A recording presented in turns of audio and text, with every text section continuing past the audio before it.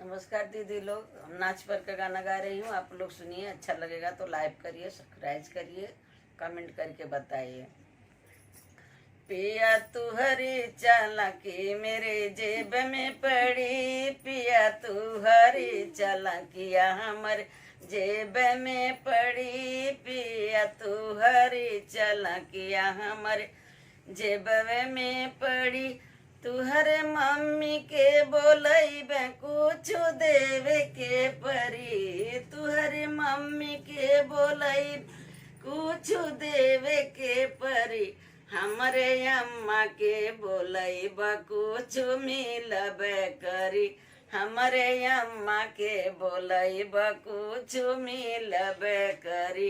राजा तू हरी चालाकिया हमरे जेबवे में पड़ी, राजा हो तू हरी चालाकिया हमरे जेबवे में पड़ी।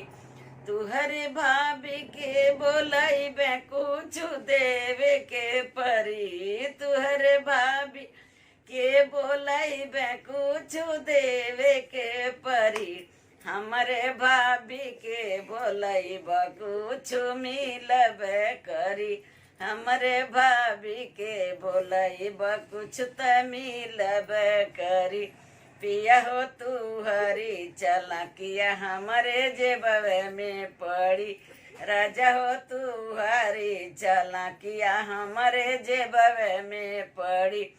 तुहरे दीदी के बोलाई कुछ देवे के परी, तुहरे दीदी के बोलैब कुछ देवे के परी।